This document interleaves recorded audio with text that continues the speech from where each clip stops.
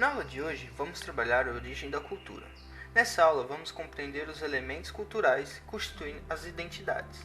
Separei essa aula nos seguintes temas: o que é cultura para a geografia, Strauss e sua teoria, White e sua teoria, relativismo cultural, diversidade cultural. O que é cultura para a geografia?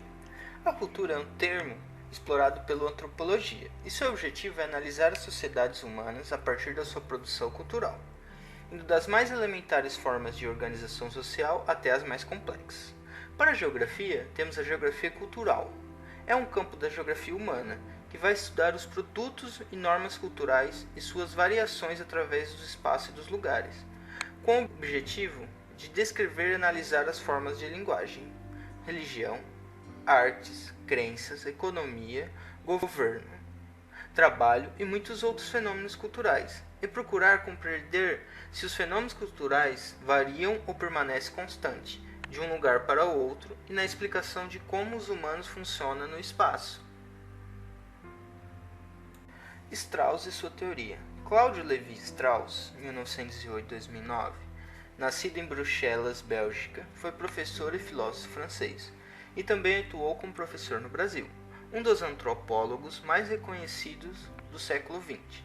As suas teorias são consideradas clássicos da antropologia, chamado por ele de antropologia estrutural. Em resumo, a antropologia estrutural tenta estudar a história de sociedades que não têm história, como sociedades primitivas, ou seja, estudar e registrar as culturas através do método etnográfico, que é usar coleta de dados do objeto de estudo, e a partir disso fazer comparações, perceber as diferenças e sistematizar essas culturas. A antropologia estrutural se preocupa não apenas com a diferença entre a sociedade, mas também com aquilo que diferentes sociedades têm em comum. White e sua teoria. Leslie White, 1900 a 1975, foi antropólogo estadunidense. Para White, o símbolo é uma unidade básica do comportamento humano. As civilizações só existem em reação do comportamento simbólico, que é a característica do ser humano. Baseando-se na teoria de evolução de Darwin, White queria saber o que é o ser humano e o que se diferencia dos demais animais.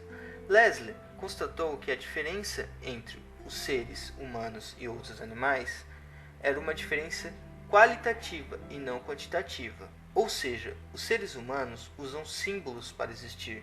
Esses símbolos criados pelos próprios seres humanos, diferente dos outros animais, que podem até usar símbolos, mas jamais poderão criá-los.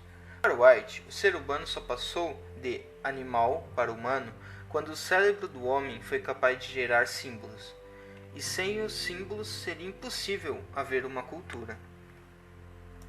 Relativismo cultural. O relativismo cultural, ideia articulada por Franz Uri Boas, 1858-1942, é um processo de observação do conhecimento desses sistemas culturais sem uma visão preconceituosa, ou seja, realizar um estudo sem privilegiar os valores de um só ponto de vista.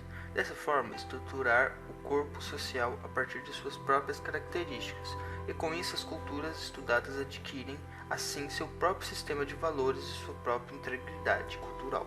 Pode-se dizer que o relativismo cultural tenta entender que cada cultura se expressa de forma diferente, que cada atividade humana deve ser analisada dentro de seu próprio sistema de valores. Outro ponto importante do relativismo cultural é que não existe uma verdade absoluta ou um âmbito moral no campo da cultura. Por exemplo, em uma sociedade que se alimenta de animais que para nós são animais domésticos, ou nós alimentarmos de bovinos enquanto esse costume será julgado como errado em outras culturas, ou seja, no campo do relativismo cultural, não podemos analisar outra cultura sem entendermos seu próprio sistema de valores. Diversidade cultural. A diversidade cultural abrange um conjunto de culturas existentes, ou seja, a variedade de culturas diferentes em um determinado local, como por exemplo dança, música, comida, vestimentas e outros. Portanto, são elementos simbólicos que diferenciam componentes culturais entre os seres humanos. A globalização ajuda muito para que haja uma maior diversidade, pois possibilita maior intercâmbio cultural entre os países.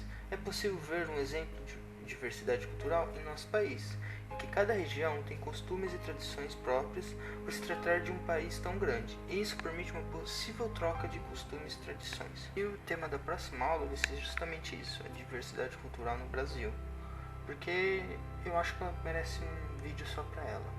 Valeu!